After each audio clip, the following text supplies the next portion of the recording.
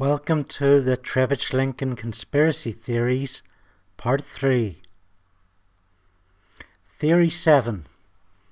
And Trebitsch was a British agent all along.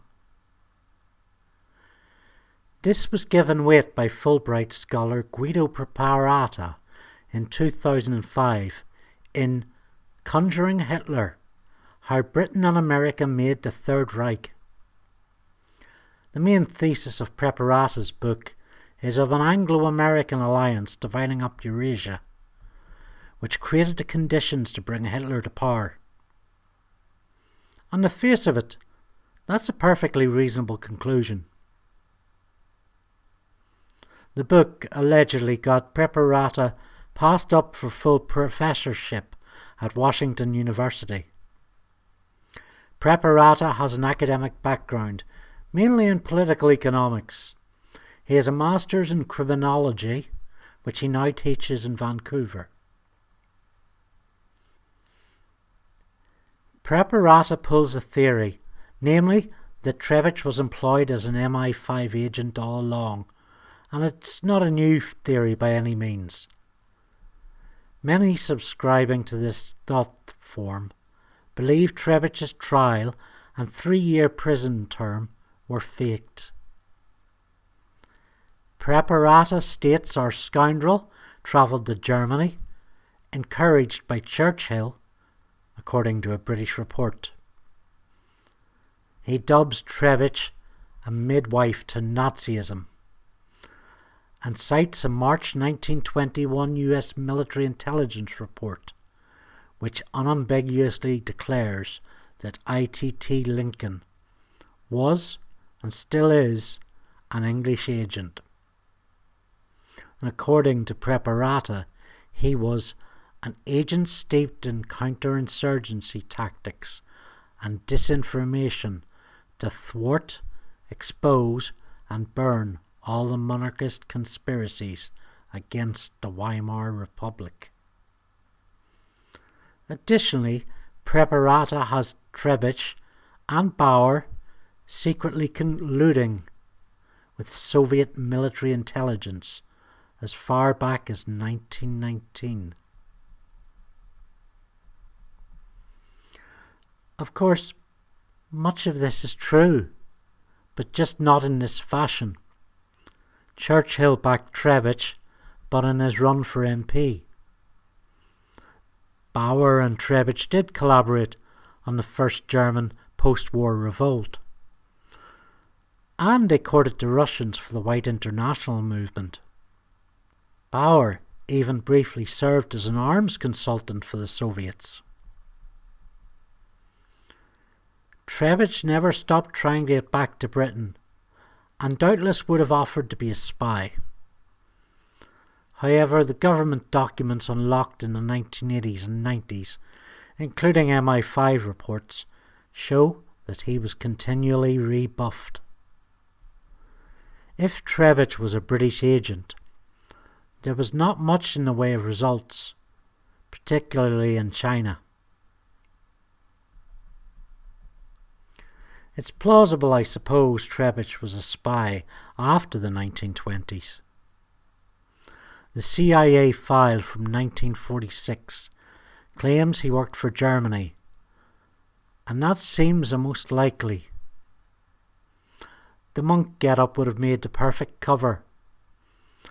However, evidence of a long-term contract for any nation is absent, and that's the smoking gun. Preparata casts reasonable doubt, but I come down on verdict unlikely. Theory 8. Mr. Davidson was. Who was Mr. Davidson?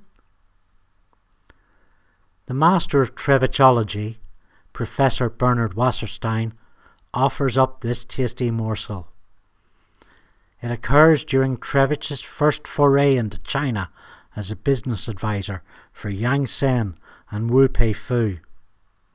And this in itself is problematic, as evidence of his links to the warlords is flimsy.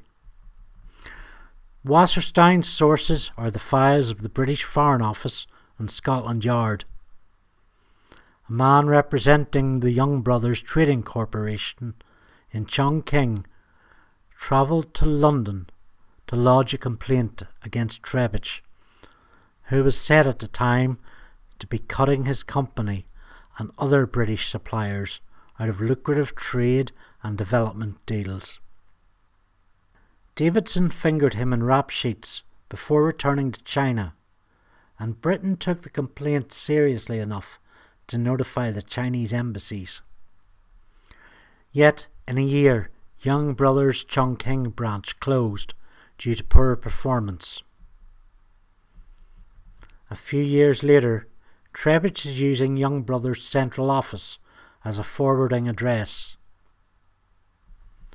True enough, they receive mail and forward it on to him. Had whatever chasm existed between them been repaired? I decided to dig deeper into the company. Young Brothers Trading, sometimes called Yang Brothers, was also a banking institute. Actually, the largest commercial bank in Sichuan province, itself a financial centre with more than 30 branches. There were remittance and foreign and domestic bureaus. Around them, associations focused on trade and war industry. The industrial arm of Yang relied on military contracts for funding, large-scale road and rail works. Political stability in China would have helped them, and it's likely Trebitsch increased volatility there. In all my research around Young or Yang Brothers, I've turned up no leads on Mr. Davidson. I had no first name to go on, despite Davidson appearing in official documentation. He claimed to be a secretary at Young Brothers. Why did he travel from China to New York to interview Trebitsch's financial banker, Albert Otto? Surely a letter or telegram would have sufficed. Davidson was interviewed at Scotland Yard by Chief Basil Thompson. He had no criminal charge to present to Thompson. Presumably the intentional obstruction of British trade was enough. More than a dabbler in espionage and dirty subterfuge, Thompson had his own axe to grind against Trebitsch. But then he had a lot of axes to grind against a lot of different people. Having failed to spot Trebitsch as a rogue in 1914, he was part of the intelligence circles that bore the first wave of embarrassment over his dalliances in New York and Berlin when he claimed he was a great spy. Davidson's globe-trotting single-mindedness is classic Trebitsch. Crossing large distances, pursuit of an ill-defined goal, very odd. Was he acting to a script written by Trebitsch? Well, that's illogical. More than likely he decided his journey as he went along. Perhaps Trebitsch's behaviour rubbed off on Davidson. Maybe this business wasn't Davidson's sole reason for going Chongqing to New York to London. That said, his timetable didn't leave room for much else. And fast forwarding to the issue of the return mail, it's likely Trebitsch had some arrangement with Young Brothers. With such a large company, the message could easily have slipped by his enemies within the firm. Young Brothers was a family banking institute. Did Trebitsch try to charm some member of the family and then get on the wrong side of them? Verdict: unsolved. There are many other questions we could ask. Was Trebitsch an advisor to Chinese warlords? Did he work with Edmund Backhouse, British exile, an expert fraudster over the Chinese royals? Did Trebitsch meet the Dalai or Panchen Lama? What about his ties to Nazi spy rings in Shanghai?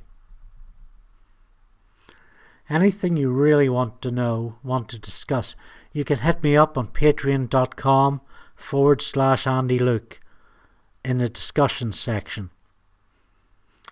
Or tweet me at Andrew Luke on Twitter, of course, and various other jaunts around the web.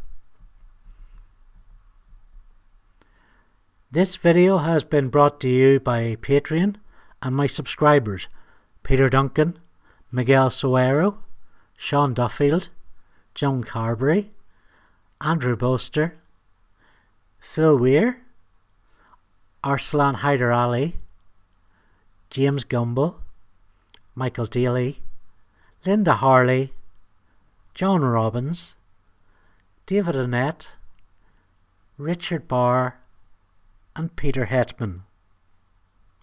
Thank you for watching. Namaste.